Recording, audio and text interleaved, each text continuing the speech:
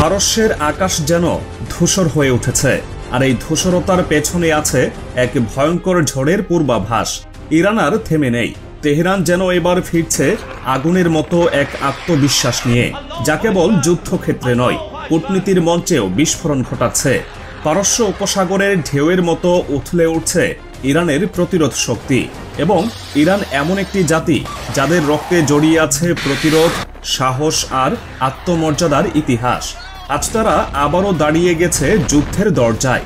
ইসরায়েলের বিরুদ্ধে দ্বিতীয়বারের মতো রণবাজ বাজিয়ে বলেছে তারা প্রস্তুত। তেহরানের এই যুদ্ধ ঘোষণা এসেছে কোনো সাধারণ কণ্ঠে নয়, ইরানের শীর্ষ সেনাপ্রধান মেজর জেনারেল আমির হাতামির কণ্ঠে। তার বক্তব্য ছিল কাঁপিয়ে দেওয়ার মতো। বলেছিলেন, দ্বিতীয় দফা যুদ্ধের জন্য ইরান একেবারেই প্রস্তুত। তাদের ক্ষেপণাস্ত্রের বহর, ড্রোন স্কোয়াড্রন সবকিছু প্রস্তুত। আর এবার তাদের লক্ষ্য দখলদার ইসরায়েলকে একেবারে গুড়িয়ে দেওয়া। 12 দিন আগের সেই যুদ্ধে ইরান একাই ইসরায়েলকে ধ্বংসস্তূপে পরিণত করেছিল। 22 দফা ক্ষেপণাস্ত্র হামলায় কেঁপে উঠেছিল দখলদার ভূমি।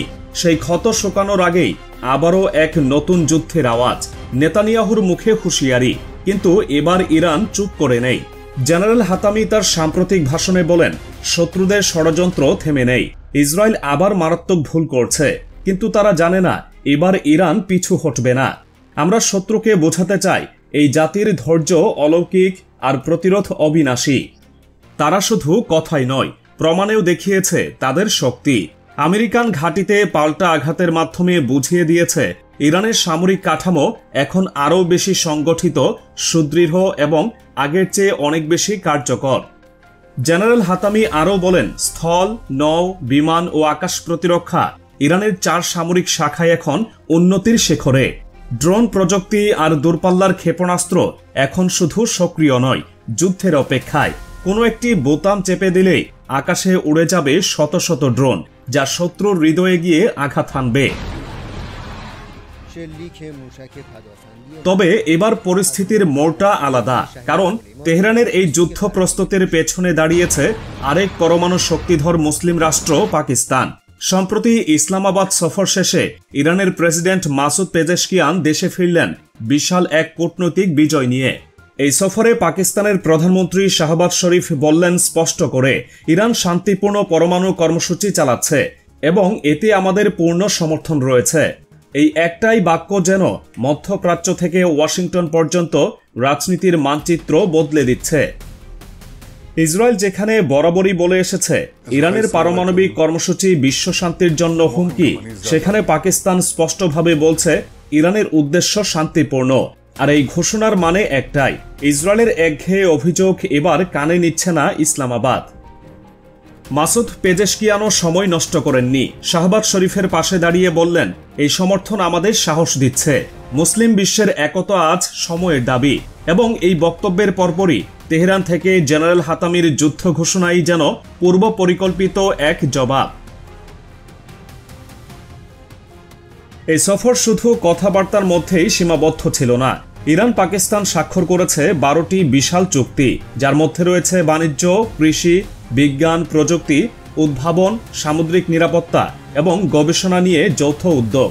শুধু তাই নয়, দুই দেশ মিলে ঘোষণা দিয়েছে তারা দ্বিপাক্ষিক বাণিজ্য $1000 কোটি পর্যন্ত উন্নীত করবে। এই চুক্তিগুলোর তাৎপর্য শুধু অর্থনৈতিক নয়, কৌশলগত শক্তির ভারসাম্যেও এর প্রভাব পড়বে। বিশেষ করে যখন ইসলামাবাদ প্রকাশ্যে আমেরিকার নিষেধাজ্ঞা উপেক্ষা করে তেহরানের পাশে দাঁড়ায়। তেহরানও বুঝে গেছে শুধু একার লড়াইয়ে নয়, এবার প্রয়োজন আঞ্চলিক ঐক্য। সেজন্য প্রেসিডেন্ট পেজেশকিয়ান সফরের সময় ঘোষণা দেন ইরান চীনের belt and road initiative BRI অর্থাৎ সিল্ক রোড প্রকল্পে যুক্ত হতে চায়। এই প্রকল্পের মাধ্যমে এশিয়া, ইউরোপ আর আফ্রিকার 65টিরও বেশি দেশ যুক্ত হয়ে এক বিশাল অবকাঠামোগত উন্নয়নের পথে হাঁটছে। আর যদি ইরান এতে যোগ দেয়, তবে দেশটির বাণিজ্যিক ভবিষ্যৎ, অর্থনৈতিক সক্ষমতা এবং আঞ্চলিক প্রভাব সবকিছুরই আমূল পরিবর্তন হবে। তবে ইরানের পরমাণু কর্মসূচি ঘিরে পশ্চিমাদের সন্দেহ নতুন কিছু নয়। দীর্ঘদিন ধরেই ইউরেনিয়াম সমৃদ্ধকরণ নিয়ে প্রশ্ন উঠেছে।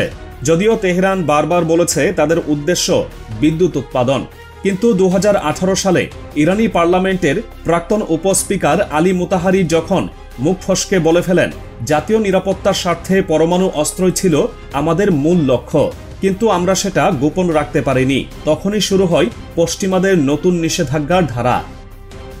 এই ফাঁসোয়া মন্তব্য যেন এক যুদ্ধের বীজ হয়ে দাঁড়ায়। এরপর থেকে আমেরিকা এবং তার মিত্ররা ইরানের দিকে তাকায় যুদ্ধের চোখে, আর ইরান তাদেরও প্রস্তুতি থেমে থাকেনি। সেই প্রস্তুতিরই চূড়ান্ত প্রকাশ ঘটেছে 12 দিনের ইরান ইসরায়েল যুদ্ধের মাধ্যমে, যেখানে ইরান একাই প্রতিরোধ গড়েছে, রক্তে দাঁড়িয়ে থেকেছে পশ্চিমাদের চোখ রাঙানিকে উপহাস করে। আর এই প্রতিরোধের আগুনে এখন ঘি ঢালছে সেই পুরনো রক্তাক্ত স্মৃতি জেনারেল কাসেম সুলাইমানির হত্যা।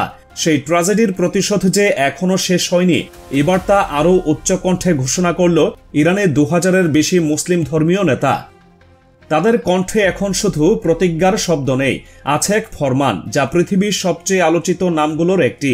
মার্কিন প্রেসিডেন্ট ডোনাল্ড ট্রাম্পকে লক্ষ্য করে জারি করা হয়েছে। সেই ঘোষণার ভাষা ছিল কাঁপিয়ে দেওয়ার মতো। বিপ্লবী সংযম ও ধৈর্যের যুগের সমাপ্তি ঘটেছে। কাসেম সুলাইমানির হত্যাকারী ট্রাম্পের রক্ত ও সম্পত্তি হালাল। প্রতিশোধ নেওয়া এখন প্রতিটি মুসলমান ও স্বাধীনতাকামী নারী পুরুষের কর্তব্য। এই ঐতিহাসিক ঘোষণাটি এসেছে ইরানের সর্ববৃহৎ মাদ্রাসায় অনুষ্ঠিত বিশাল ধর্মগুরু সম্মেলন থেকে, যেখানে হাজির ছিলেন শীর্ষ আলেম, দেশের প্রভাবশালী ধর্মীয় নেতা এবং হাজার হাজার শিক্ষার্থী। আয়োজনে উপস্থিত একাধিক নেতা স্পষ্ট করে বলেন, এই ফরমান শুধু কথার মধ্যে সীমাবদ্ধ থাকবে না, এটি প্রতিটি মুসলিম ও স্বাধীনতাকামী মানুষের জন্য একটি আহ্বান। এই ঘোষণার পরপরই তোলপাড় শুরু হয়ে গেছে আমেরিকায়। হোয়াইট হাউস, পেন্টাগন এবং ট্রাম্পের ব্যক্তিগত নিরাপত্তা ইউনিট এখন সর্বোচ্চ সতর্কতায়। আন্তর্জাতিক সংবাদ মাধ্যমগুলো জানাচ্ছে, যুক্তরাষ্ট্রে এখন এই হুমকিকে সর্বোচ্চ ঝুঁকির মধ্যে বিবেচনা করা হচ্ছে।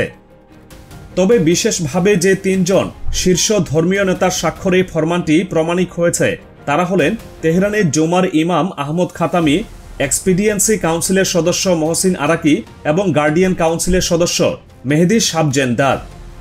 এই 3 জনের প্রত্যেকে শুধু ইরানের ধর্মীয় মহলেই নয়, রাষ্ট্রের নীতি নির্ধারণেও সরাসরি যুক্ত। তাদের স্বাক্ষর ফরমানটিকে শুধু ধর্মীয় রায়ের পর্যায়ে রাখেনি, এটি এখন হয়ে গেছে একটি জাতীয় এবং কৌশলগত রণঘোষণা।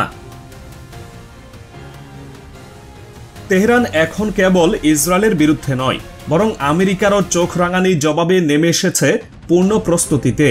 দ্বিতীয় যুদ্ধ ঘোষণার মুহূর্তে যখন তাদের পাশে দাঁড়িয়েছে চীন, রাশিয়ার মতো মিত্র, আর এখন পাকিস্তানের স্পষ্ট সমর্থন, তখন স্পষ্ট হয়ে যাচ্ছে যে এবার ইরান আর একা নয়। পাকিস্তানের অবস্থান এখন শুধু সমর্থন শব্দে সীমাবদ্ধ নয়, এটি মধ্যপ্রাচ্যের রাজনীতিকে এক বৈপ্লবিক মোড়ে নিয়ে এসেছে। এটাই সেই পরিবর্তন যেখানে মুসলিম বিশ্বের ভেতরকার ঐক্য আবারও মাথা তুলে দাঁড়াচ্ছে। এতদিন যেসব রাষ্ট্রগুলো শুধু আমেরিকার মুখ চেয়ে চলত, তারাই এখন তেহরানমুখী হচ্ছে, কারণ ইরান কেবল প্রতিরোধের নাম নয়, এটি হয়ে উঠছে এক নতুন প্রজন্মের নেতৃত্বের প্রতীক।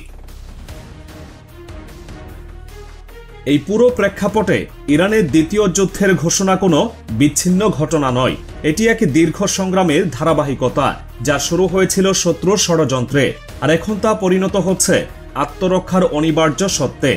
তেহরান বারবার বলেছে তারা যুদ্ধ চায় না, কিন্তু শান্তির নামে যদি বারবার আঘাত আসে, তবে আত্মরক্ষা হয়ে ওঠে পবিত্র কর্তব্য। আর সেই আত্মরক্ষার রূপ এবার নেবে আগুনের ঝড়, মিসাইলের বজ্রপাত আর ড্রোনের ঘূর্ণি। ইরানের এই যাত্রা শুধু এক দেশের যুদ্ধ নয়, এটি এখন হয়ে গেছে এক আদর্শের লড়াই, যেখানে একদিকে আছে আত্মমর্যাদা আর প্রতিরোধ, অন্যদিকে অধ্যত্ব আর দখলদারিত্ব। এই দ্বন্দ্বের শেষ কোথায় তা সময় বলবে, কিন্তু ইতিহাস বলে যখন ইরান সিদ্ধান্ত নেয়, তখন তার প্রতিধ্বনি শুধু মরুভূমির বালিতে হারিয়ে যায় না, বরং কাঁপিয়ে তোলে গোটা দুনিয়া।